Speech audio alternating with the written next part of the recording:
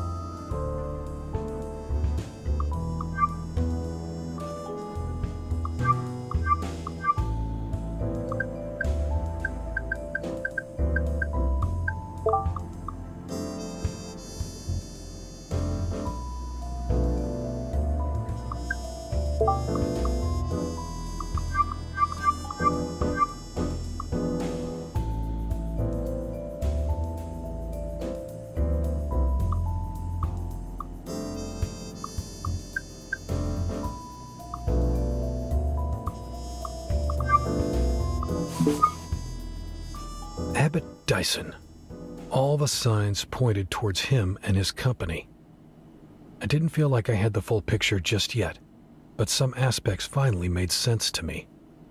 None of the people we had encountered seemed to support what the Liberators claimed to stand for. This wasn't a Garian terror group at all. It was Drovians, Savians, hired guns, and business people, all working for one man's false flag operation. What was he trying to accomplish? Stir up enough trouble to force the solar system into a war? I had talked to Dyson the morning after Banny's death. He was still in Gara, hiding in plain sight, and I still had his number. I considered my options. We needed to arrest him, but maybe we could have a chat first, just the two of us. Once the CDI had him, he wouldn't be able to talk freely. I took out my cell and tapped his face in my contacts.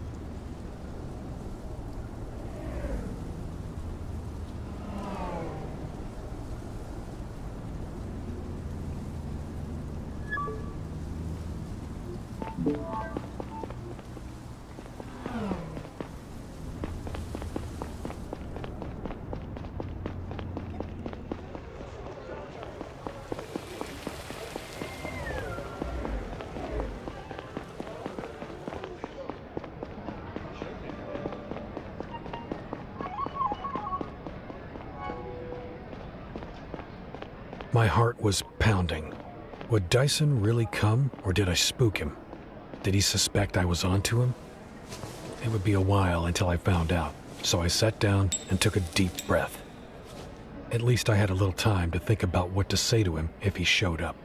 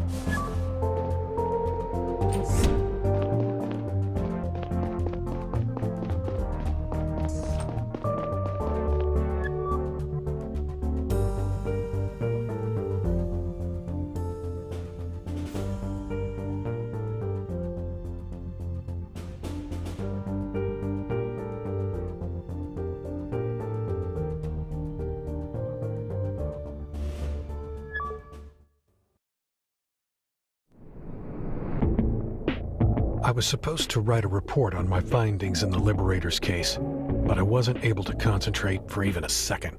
First, I needed to wait for my colleagues to go home to be alone with Saito. He always worked late. But then what? What if he refused to help me? The idea of having to force him was devastating. He was my friend, after all. When I finally managed not to think about it anymore, a much more dire thought crept up on me. Laura might die tonight.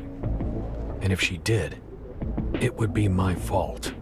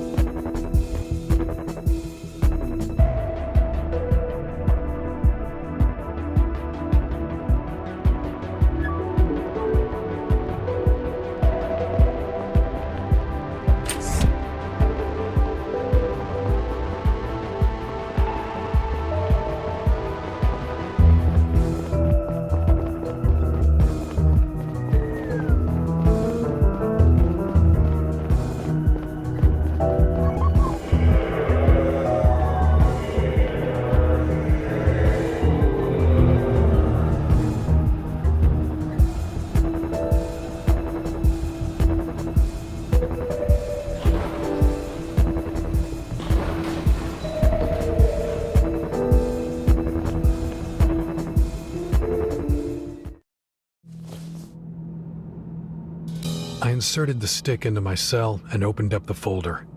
My heart was pounding. For a moment, it looked like the data wouldn't load, but then the files started appearing on the screen. Dozens, maybe hundreds of documents, messages, pictures, and videos. They were decades old. Most of them dated 1799 or 1800. Their confidentiality level was one I'd never seen before. This was the type of data the Garian network would instantly pick up and trace, both to its receiver and back to its sender. It made sense to physically hand-deliver it if one wished to remain anonymous. I didn't know where to begin, so I opened up the very first file in the list, the oldest one, with shaking hands. It was a document sent from someone at the Department of Commerce to the director of the CDI at the time, Amelia Thorne, now Attorney General in charge of the Justice Department. My eyes widened as I skimmed over the paragraphs. When I was done reading the letter, I checked the time. 20 more minutes. I sat down and opened up the second one, then the third. As the conversation went on, a plan was hatched between a handful of politicians, special interest groups from the private sector, and high-ranking members of the CDI. I didn't recognize most of the names. Some might have been pseudonyms. I stopped looking at the files halfway through and let my head sink onto the backrest. Even though they had used very careful language at first, the goal and purpose of the operation were abundantly clear. The failure of Sector 2 hadn't been an accident. Garians had plotted and engineered it to gain sole access to Drovia's resources, and given its strategic importance at the time, ultimately retained supremacy over the solar system. My head was spinning while I tried to figure out what all of it meant for the present, and for me. I had long doubted the integrity of the CDI. Was it still rotten to the core, or had things changed? I didn't know about any ongoing operations that were breaching interplanetary law, but then most agents at the time of the Sector 2 incident hadn't known either, and some of the things I did know about, I didn't want to think about them too much. Now what? On the one hand, the public had a right to know. The culprits had to be found and brought to justice. Reparations had to be paid to the affected families and businesses. On the other hand, if the truth came out, the liberators would win. Savient extremists might be emboldened enough to take control of the colony and declare independence. If that happened, Gar would send its ships, and New Joran might send theirs to back up their Savient brethren, and to finally gain access to the planet's Telenium, of course, if their side won. Hundreds might die, thousands even. Time was running out. I tapped the contact of a journalist I had met a while back. I still hadn't made a decision when I heard the dial tone. The data would probably go through if I decided to send it, but there was no way in hell it wouldn't be traced back to me. My heart was pounding so loudly in my ears that I almost didn't hear the voice on the other end.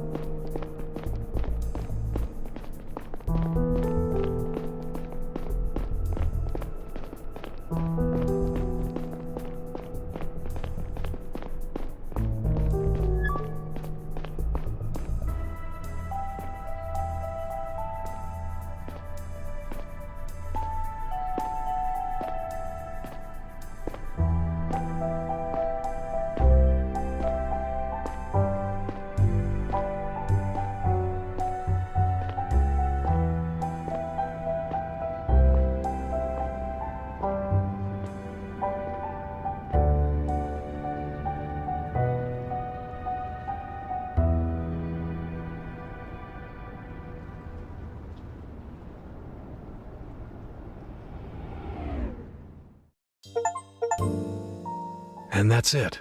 The most tumultuous days of my life, and possibly in Garian history. Abbot Dyson is back on Drovia, and I seem to be the only person outside of the conspiracy who knows about his involvement in the terror attacks. So far, he seems to be staying true to his word and is discontinuing the Liberators. I wonder which one of us looks over their shoulder more often these days. Even though Dyson and Cox each lost a lot in the Sector 2 incident, I don't believe their actions were really driven by a righteous thirst for revenge. Almost all the people who have suffered and might still suffer from their actions had nothing to do with Gara's past crimes. Ultimately, Dyson had tried to start an interplanetary war in hopes of increasing his profit margins, and he might still succeed in it.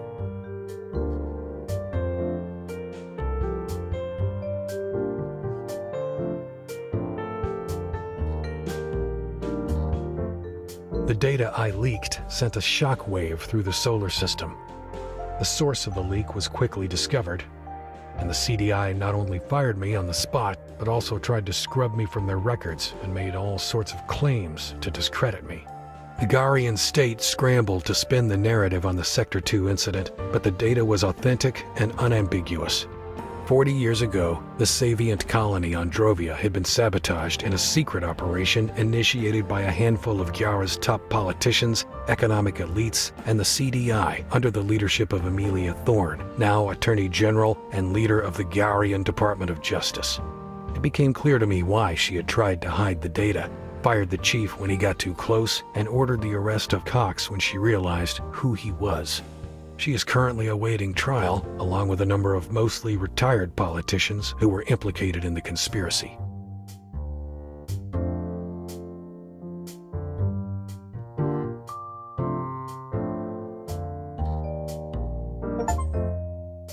Lara is free again and seems to be doing okay, but I wonder every day about the scars this experience has left behind. Even though I know I'm not directly to blame, I will never forgive myself for inadvertently dragging her into all this. As for me, I am free again, as free as I was before, but my life is forever changed. Catherine and I are dating again, however crazy that sounds. Things are so different now. The world is so different that maybe something good can come of it again.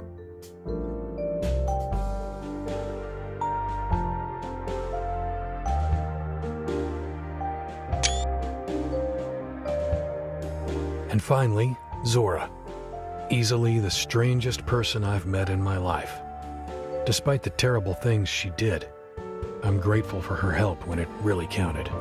I don't know if there is a path of redemption for her, but vouching for me might have been her first step towards it.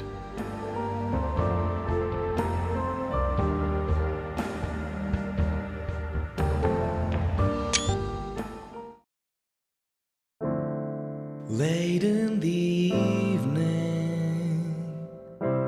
the lights are still there, ever unchanging, they shine unaware. The sea is above me, the sea is beneath. The waves that have parted will once again meet. So we stand here, in the end we're out of love. Want to try again, but the stars don't give a fuck.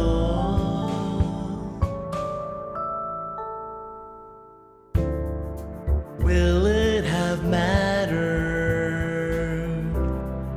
Is there a cause? Will it return, or will it be lost? So we stand here, in the end we're out of love. Want to try again, but the stars don't give a fuck. As we stand here, in the end we lose it all. To the stars above and below, we must look so small.